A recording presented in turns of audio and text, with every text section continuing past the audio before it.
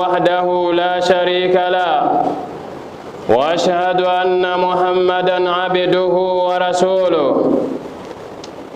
يا أيها الناس اتقوا ربكم الذي خلقكم من نفس واحدة وخلق منها زوجها وبث منهما رجالا كثيرا ونساء واتقوا الله الذي تساءلون به والأرحام إن الله كان عليكم رقيبا.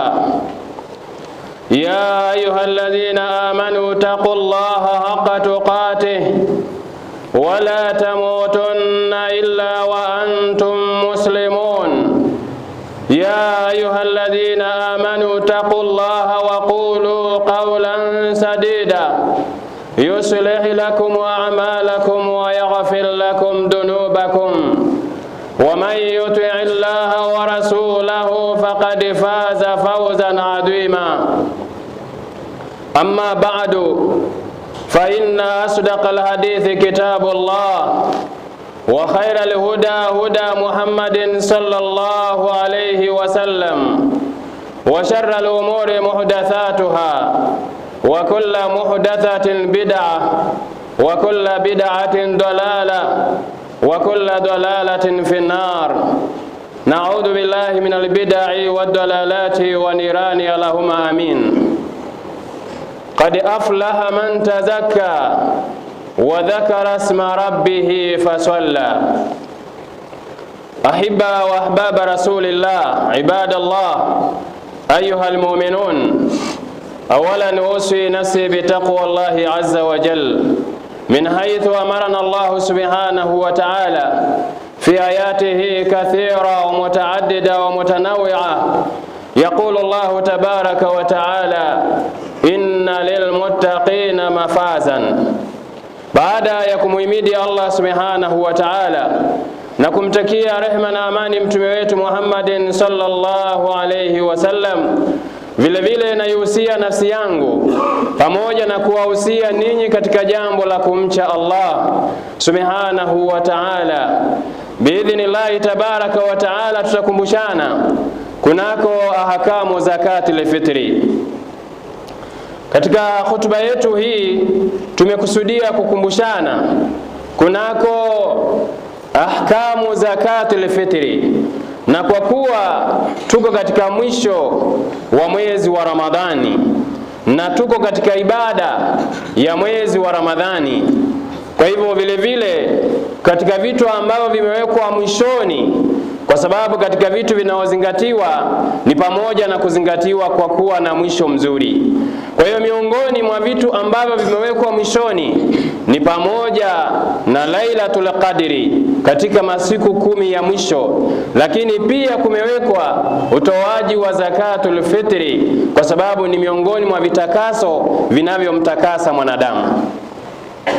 Kwa hiyo ndugu yangu Muislamu, kabla ya kuingia katika hayo, Mwenyezi Mungu Subhanahu wa Ta'ala anasema: wama kana almu'minin wala mu'minatin idha qada Allahu wa rasuluhu amran an yakuna lahumul khiyaratu min amrihim wa man ya'si Allaha wa rasulahu faqad dhalla dhalalan mubina.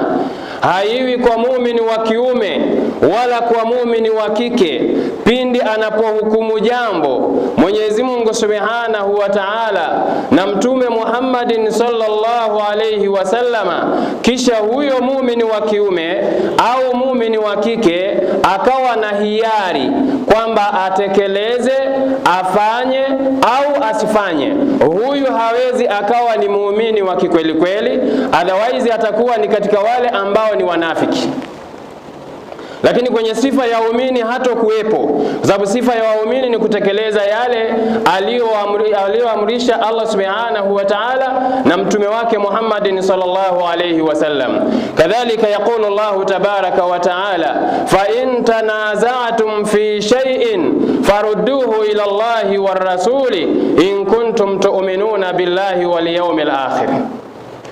Mkizozana katika jambo lolote lile, basi lirudisheni kwa Mwenyezi Mungu Subhanahu wa Ta'ala, yani ila kitabillah, lirudisheni kwenye kitabu cha Allah Subhanahu wa Ta'ala, la lirudisheni katika sunna, hadithi za Mtume Muhammadin sallallahu alayhi wasallama, ikiwa kweli ninyi mnamwamini Allah na siku ya mwisho.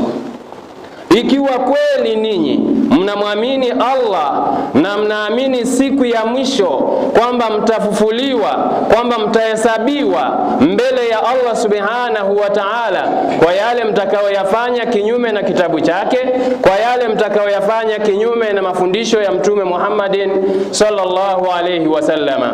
Kadhalika watu wa usulu wanasema ya kwamba la ijtihada ma'a nas, hakuna jitihada wakati kuna dalili. Panapokuwepo na dalili, Muislamu hatakiwi kufanya jitihada. Yani jitihada ambayo inakatazwa ni ile ya kutaka kuweka sheria nyingine wakati kuna sheria iliyoko kwenye nasu, iliyoko kwenye dalili. Lakini haina maana ya kwamba hairuhusiwi kuitafakari dalili iliyopo na kujifunza hekima mbalimbali zilizopo, lakini kuweka sheria nyingine wakati kuna nasu, wakati kuna dalili, ni jambo ambalo halikubaliki katika Uislamu. Kwa hiyo ndugu yangu Muislamu, maudhui kama tulivyosema, tunaenda kuzungumzia zakatul fitri. Wanawachuoni wanasema zaka lughatan ni at-tahara wan-namau wa ziyada wal baraka wal madh. Zaka maana yake kilugha ni tahara, na maana nyingine ni kitu kukua, maana nyingine ni kitu kuongezeka na kuwa na baraka, na vile vile sifa, kwamba ni miongoni mwa maana ya zaka. Lakini tukizungumzia zaka katika istilahi, wanasema haqu wajibun, ni haki ya wajibu, fi mali makhsusin, katika mali maalum, li taifatin makhsusatin, kwa ajili ya kikundi cha watu maalum, fi waqti makhsusin, na inatakiwa itolewe katika wakati maalum. Hiyo zaka inatakiwa itolewe katika wakati maalum, litahqiqi ridha Allah, kwa ajili ya kufanya tahqiqi ya radhi za Allah Subhanahu wa Ta'ala, wa tazkiyati nafsi wal mali wal mujtama, na vile vile zaka hiyo inapotolewa inaitakasa nafsi ya mtoaji, na vile vile kuitakasa mali ya mtoaji, na kuitakasa jamii. Kwani jamii iliyotuzunguka, ikiwa ni watu maskini, ikiwa ni watu mafukara, tukala wenyewe wenye uwezo bila kuwatazama wao, bila kuwaangalia wao, watatuona kwamba sisi ni watu wenye roho mbaya. Kwa hiyo ili kutakasa nafsi zao na wao wajisikie vizuri kwamba wako na sisi, wako na wenye uwezo, wako na wale ambao wana chakula, basi na wao pia wapewe chochote, wao pia waangaliwe. Kwa hiyo ni kuitakasa jamii na fikra chafu, kuwatazama wengine kwa fikra mbaya, kuwawaza wengine kwa mawazo mabaya, ni miongoni mwa zaka inafanya kazi hiyo. Je, zakatul fitri kwa nini imenasibishwa na fitri? Wanachuoni wanasema imenasibishwa na fitri kwa sababu ndiyo sababu ya kufaradhishwa kwake, imesababishwa na fitri. Kule kwenda kufungua ndiyo ikawa ni sababu ya kutoa zakatul fitri. Kwa hiyo imeegemezwa kwa sababu ya kutolewa kwake ni kuwepo kwa alfitri, ni kuwepo kwa kufungua. Lakini je, kuna dalili ya kwamba utoaji wa zakatul fitri ni jambo la faradhi, ni jambo la lazima? Yaqulu Allah tabaraka wa taala, qad aflaha man tazakka wa dhakara isma rabbih fasalla. Yaqulu Sa'id ibn Musayyab wa Umar ibn Abdul Aziz anasema Mwenyezi Mungu aliposema qad aflaha man tazaka, hakika amefaulu yule mwenye kujitakasa, yule mwenye kutoa zaka, wakasema huwa zakatul fitri. Hapa inachokusudiwa ni zakatul fitri. Kadhalika Ibn Abbas anasema nazalat hadhihi al-aya fi zakatil fitri, imeteremka aya hii katika zakatul fitri, kuonyesha zakatul fitri ni jambo la lazima, ni jambo la faradhi. Vile vile kwa hadithi ya Abdullah ibn Umar radhiyallahu anhuma anasema farada Rasulullah sallallahu alayhi wasallama zakatal fitri, kwamba amefaradisha Mtume sallallahu alayhi wasallama zakatal fitri min Ramadan, katika mwezi wa Ramadhani, ala nasi, juu ya watu. Akasema swa'an min tamrin, itolewe swaa katika tende, au swa'an min sha'irin, au swaa katika shairi, ala kulli hurrin au abidin dhakarin au untha min almuslimin, rawahu Muslim. Akasema ni juu ya kila mtu ambaye ni muungwana na juu ya yule ambaye ni mtumwa, dhakarin au untha, awe ni wa kiume au ni wa kike. Na hapa lugha ya Mtume sallallahu alaihi wasallam hakusema rajulin au mraatin, akasema dhakarin au untha, kwa sababu dhakari anaingia hata mtoto mchanga, mtoto mdogo, chochote chenye jinsia ya kiume kinaingia kwenye kutolewa zaka, au kinaingia kwenye lafdhi ya dhakar. Lakini ukisema rajul, wakati fulani inatumika rajul kwa watu waliofikia baligh, ni watu ambao ni wazima, wanatekeleza majukumu. Kwa hiyo haikutumika neno hili kwa maana ya kwamba ibebe kila mtu, manake aliyekuwa mdogo, aliyekuwa mkubwa, aliyekuwa kadha, akiwa ni wa kike, kawe katoto kadogo, kawe cha kati na kati, kawe kama baligh, kamefanyaje, kanaingia si cha kike. Kwa hiyo akasema dhakarin au untha minal muslimin, katika Waislamu wanatakiwa kutoa zaka. Kwa hiyo Muislamu yoyote yule awaye atakayekuwa anatakiwa atoe zakatul fitri, atoe zakatul fitri. Kwa hiyo ndugu yangu Muislamu, jua ya kwamba Mwenyezi Mungu Subhanahu wa Ta'ala amefaradisha utoaji wa zakatul fitri. Kadhalika Mtume sallallahu alayhi wasallama amefaradisha zakatul fitri. Kwa hiyo ni jambo la wajibu, ni jambo la faradhi, na tunafahamu kwamba jambo likishakuwa ni wajibu ni lazima kutekelezwa. Hakutokuwa na hiari kwa mtu kusema nitekeleze au nisitekeleze. Kwa kuwa hadithi hii imetupa vile vile kiwango, tuangalie na kiwango kinachotolewa zakatul fitri, miqdaru zakatul fitri, kiwango cha kutolewa zakatul fitri. Mtume akasema swa'an min tamrin, itolewe swaa katika tende.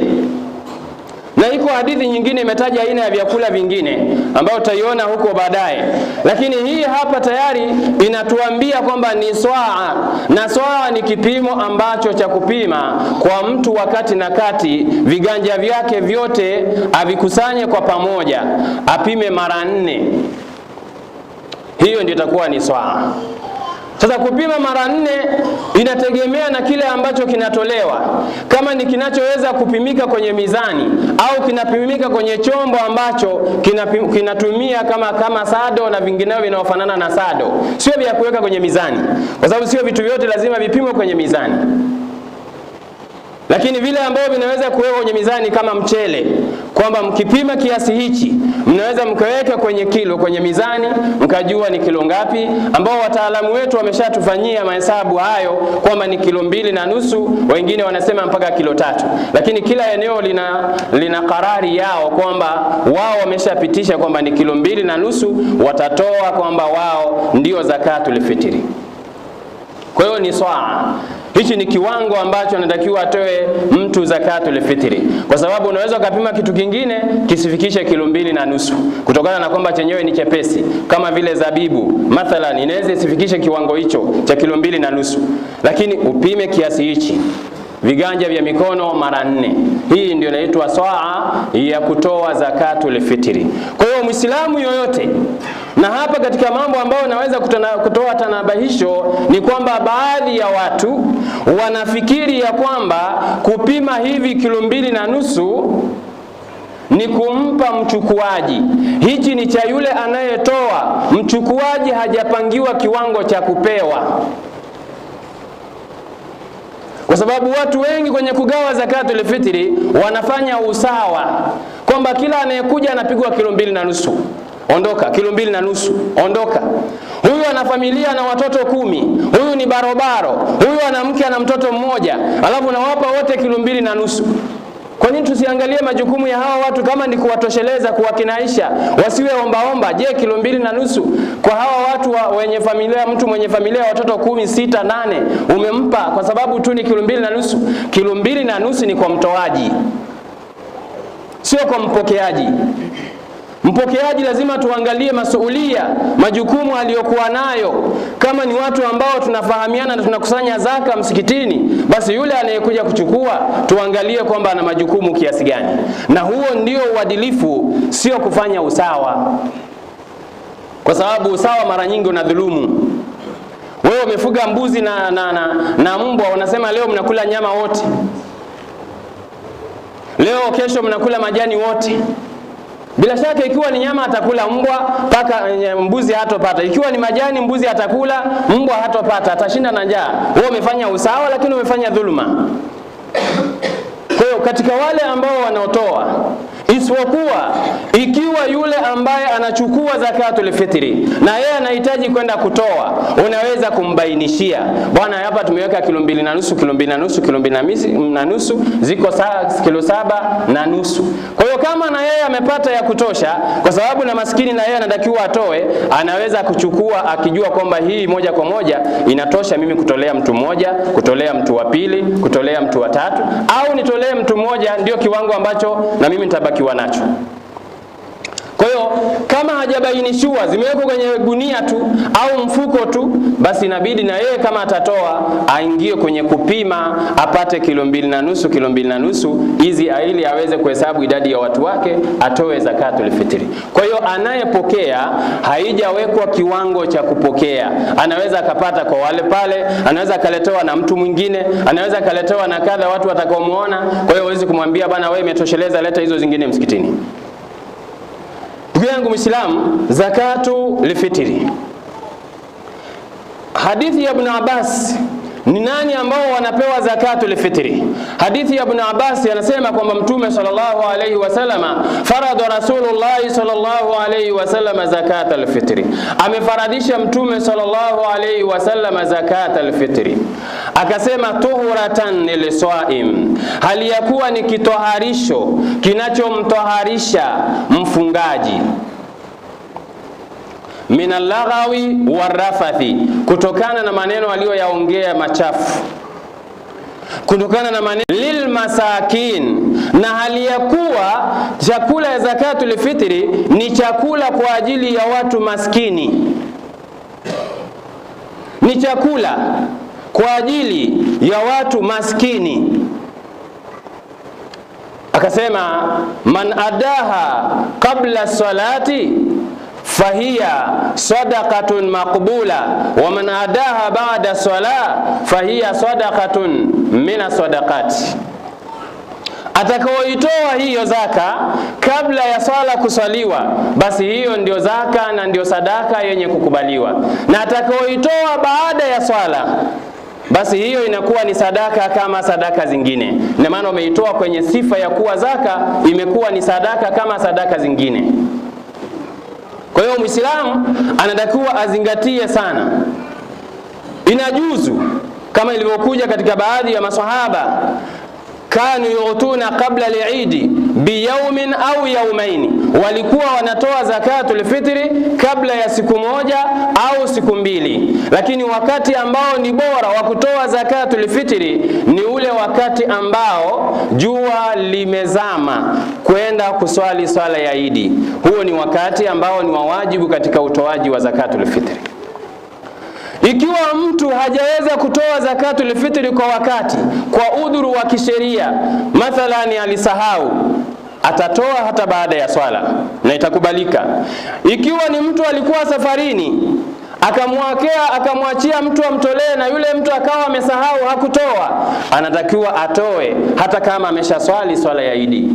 Kwake atatekeleza na ni wajibu kutekeleza na itakuwa ni katika zaka. Lakini yule ambaye hakuwa na udhuru wowote na sio kana kwamba ameachwa, pia anatakiwa atubie kwa Allah subhanahu wa ta'ala, na bado anatakiwa atekeleze zakatul fitri.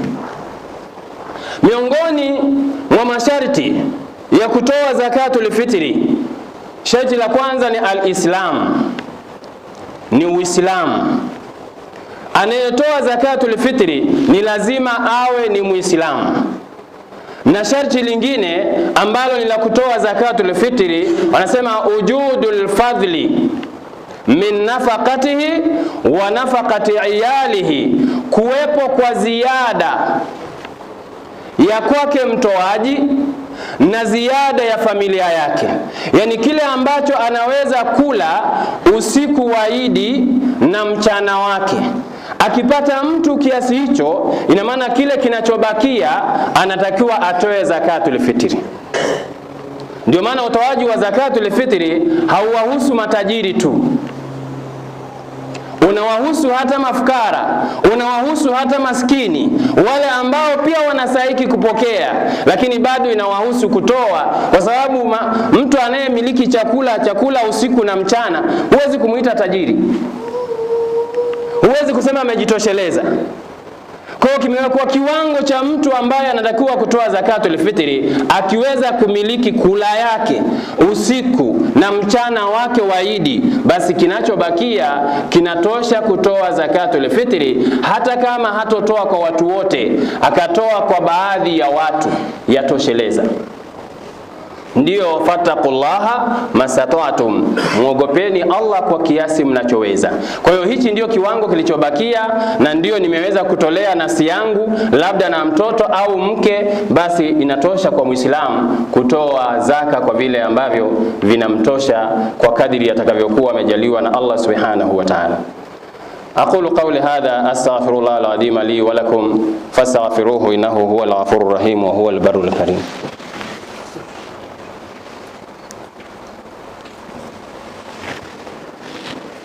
الحمد لله ثم الحمد لله الذي هدانا لهذا وما كنا لنهتدي لولا أن هدانا الله، والصلاة والسلام على أشرف الأنبياء والمرسلين سيدنا محمد وعلى آله وصحبه وسلم. أما بعد. Ahiba, tukiendelea na hutuba yetu ambayo inazungumzia ahkamu zakatul fitri, hukum za kutoa zakatul fitri. Zakatu lifitri ambayo tunaizungumzia, tumeshaona baadhi ya hukumu zake, kwamba jambo la kwanza kabisa ni faradhi kutoa zakatul fitri. Lakini tumeshaona tayari kwamba wanaotakiwa kutoa zakatul fitri ni watu gani, na vile vile tumeshaona kiwango cha kutoa zakatul fitri ambayo ni 2.5 kilo ikiwa ni mchele, na vile vile tunaona kwamba wanaotakiwa kupewa zakatul fitri ni watu ambao ni maskini. Baadhi ya wanawachuoni wakakhtalifiana katika watu wanaopewa zakatul fitri. Wengine wanasema ni wale ambao wametajwa katika kupewa zakatul mali, ambao wako sampuli ya watu 8. Lakini wengi wa wanachuoni wanasema wanaotakiwa kupewa zakatul fitri ni watu maskini tu. Yaqulu Sheikhul Islam Ibn Taymiyyah rahimahullahu ta'ala, Sheikhul Islam Ibn Taymiyyah anasema la yajuzu daf'u zakati illa liman yastahiqu al-kafara, haifai kutoa zakatul fitri kumpa isipokuwa yule ambaye anastahiki kafara. Yule ambaye anastahiki kafara ndiyo anayetakiwa kupewa zakatul fitri. Mtu anayestahiki kafara ni mtu gani? Tumeona katika hadithi ya Mtume sallallahu alayhi wasallama ambayo mtu alimwendea akamwambia, mimi nimeangamia, nimemwingilia mke wangu mchana wa Ramadhani. Mtume sallallahu alayhi wasallama akamwambia, je, unaweza kuacha mtumwa huru? Akasema hapana. Akamwambia, unaweza kufunga miezi 2 mfululizo? Akasema hapana. Akamwambia, unaweza kulisha ituamu 60 miskina? Unaweza kulisha maskini 60? Akasema, uwezo huo pia mimi sina. Kwa hiyo maskini hawa wanaotakiwa kulishwa na mtu anayetoa kafara hii ndio wanaotakiwa kupewa zakatul fitri, si vinginevyo. Ndio wanaotakiwa kupewa zakatul fitri. Na akasema, wayajuzu dafuha ila faqirin wahidin, na inafaa kutoa zakatul fitri kumpa fukara mmoja. Yani sio lazima kugawagawa, anasema inajuzu, manake inafaa. Ina maana kama watu wakampa mtu mmoja hakuna lawama kisheria, manake ni jambo ambalo linafaa kupewa mtu. Kwa hiyo anaopewa zakatul fitri ni mtu ambaye ni maskini, lakini kinachoshangaza baadhi ya watu huchukua zakatul fitri wanafanya kama sehemu ya mishahara. Wengine wanasema kwamba hii zakatul fitri tutajengea msikiti, tutajengea madrasa, tutafanyia kadha. Hii ni kutoa kwenye malengo ya zakatul fitri. Kwa hiyo zakatul fitri ipelekwe katika sehemu husika, wapewe watu ambao ni maskini, kwa sababu maskini na fukara ni watu ambao wako jirani, ni watu ambao hawajaachana. Na shekhe ambaye anaitwa Al-Qaffal akasema miongoni mwa hekima za kutoa swaa kumpa maskini, anasema ni kwa sababu watu siku ya Idi watu hawafanyi kazi, watu hawashughuliki na kazi. Kwa hiyo hata watu maskini, wale vibega wanaofanya kazi za asubuhi na jioni apate kula yake, nani atampa kazi ya kufanya ili apate kula? Siku hiyo hamna kazi, watu hawafanyi kazi siku ya kwanza, na wengine hufurahia akasema mpaka siku ya baadaye, siku 3 zinazoendelea. Kwa hiyo ikasema apewe swaa ambao ni 4 amdadi, kwa maana ya kwamba siku ya kwanza anaweza kala kibaba kimoja, siku ya pili, siku ya 3, siku ya 4. Ndio hekima ya kupewa vibaba 4 amdadi, kwamba apewe mtu huyu vitu vya mudi 4 ili aweze kufurahi wakati yeye kweli hana kitu, ni maskini. Lakini wanasema maskini nguvu zake ndio mtaji wake. Sasa hakuna kazi, watu wako bize na kufurahia na kula Idi, yeye atakulaje? Na watu wa kumpa tenda hakuna. Kwa hiyo wapewe watu ambao ni maskini, walishwe watu ambao ni maskini. Katika jambo ambalo linalosumbua zaidi, je, zakatul fitri inafaa kutolewa pesa? Zakatul fitri inafaa kutolewa pesa? Kwa hadithi aliyoipokea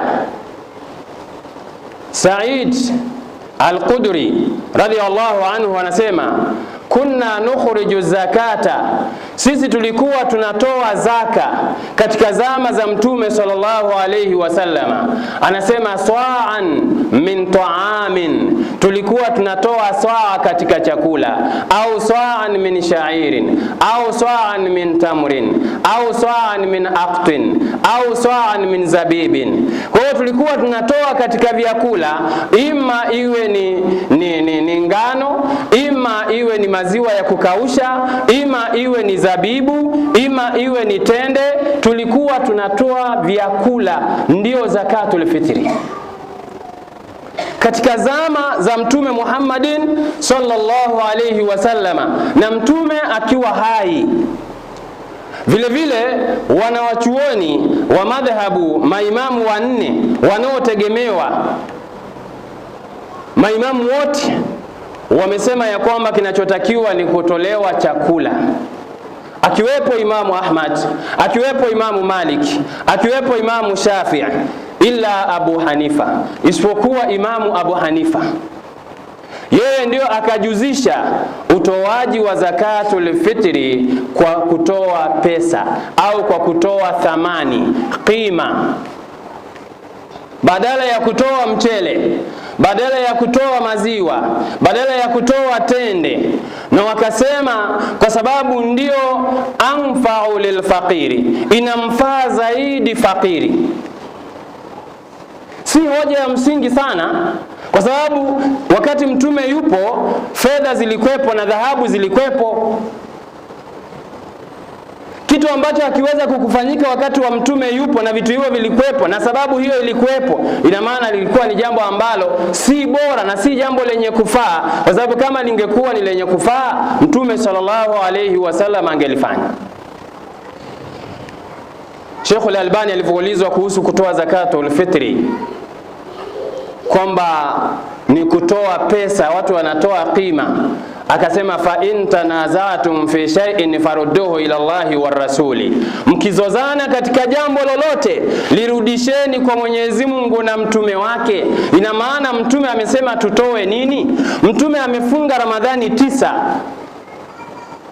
hajaona changes zozote za kufanya mabadiliko. Kwa maana sasa hivi naona watu wakipewa pesa, wakipewa dhahabu na kadha, sio mbaya. Lakini wakaja watu wanasema kwamba hii inamfaa zaidi, yeye akaweza kujifanyia mahesabu. Tunahofia ya kwamba inafika pia wakati wa kuchinja, yani mtu badala ya kuchinja udhuhia anatoa pesa. Anasema pesa ndio inamfaa mtu zaidi kuliko kumpa nyama. Kwa sababu unampa mtu nyama ya mbuzi, kumbe yeye hali nyama ya mbuzi, yeye anakula nyama ya kondoo. Kumbe yeye hali nyama ya mbuzi wala ya kondoo, yeye ni mpenzi wa kula nyama ya kuku na ndio nzuri kwake. Kwa hiyo ukimpa pesa ataangalia ni nyama ipi anunue ale, ni nyama ipi anunue ale. Kwa nini tukitosheka na dalili zilizokuja kwa mujibu wa Qur'ani na Sunna na mafundisho ya Mtume sallallahu alaihi wasallam? Na Mtume anasema kwa hadithi ya Aisha, man amila amalan laisa alayhi amruna fahuwa raddun, mwenye kufanya amali, matendo ambayo hayana amri ya Mwenyezi Mungu wala amri ya Mtume sallallahu alaihi wasallam, fahuwa raddun, basi hayatokubaliwa. Sasa ikiwa inajuzu, ikiwa kuna wanaojuzisha, unajua kuna kujuzu na inaweza isijuzu. Unasema inafaa na inaweza isifae, lakini kwa nini usifanye kile ambacho hakina mashaka? Yani ili utoke kwenye utata wa wanawachuoni wanaosema inafaa haifai, inafaa haifai. Kwa nini tukuweke kwenye utata na wakati kwenye sehemu ya uhakika ipo? Sehemu ya uhakika ipo. Na hata tukiangalia kweli tunaweza tukampa mtu pesa lakini hana chakula. Hivi mtu akivaa alafu hajala na njaa, utakuwa umemfurahisha kweli? Yani watu wanakula alafu yeye amevaa vizuri kweli, lakini hajatia kitu tumboni.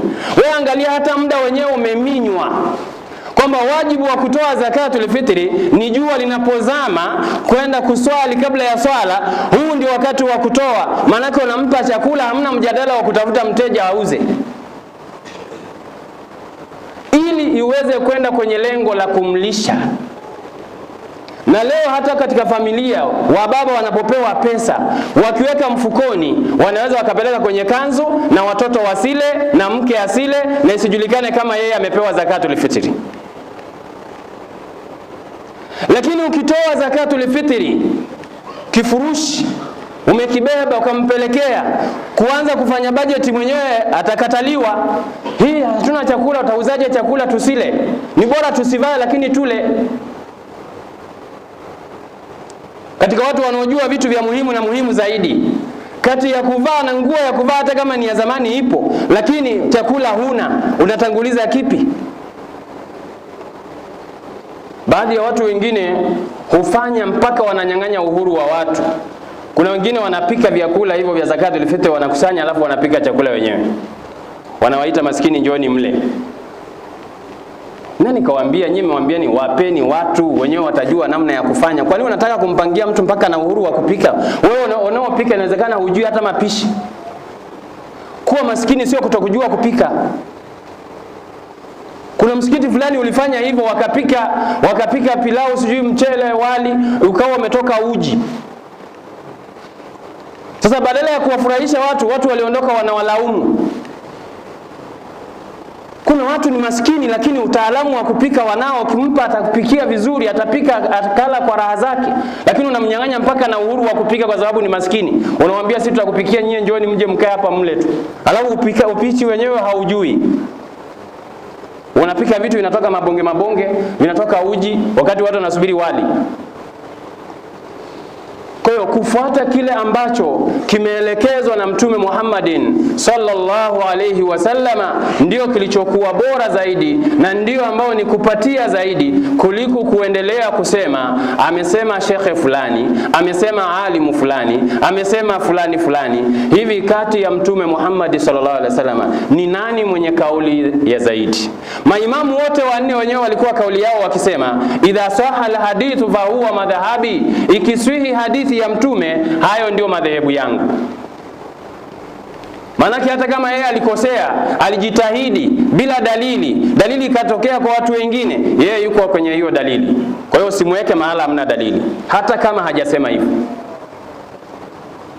Ndugu zangu katika imani, haya ndio ambayo tumejaliwa kuyafikisha kwa siku ya leo, kwa sababu vipengele vipo lakini hatuwezi kuendelea navyo kulingana na wakati hauturuhusu. Mwenyezi Mungu Subhanahu wa Ta'ala atujalie kuwa ni wenye kuhitimisha Ramadhani yetu kwa salama, na vile vile tuweze kufurahika na Ramadhani siku ya Eid ambayo itakayotarajiwa, na vile vile atujalie kuwa ni katika waja wake wenye kuhitimisha ibada kwa njia iliyokuwa nzuri.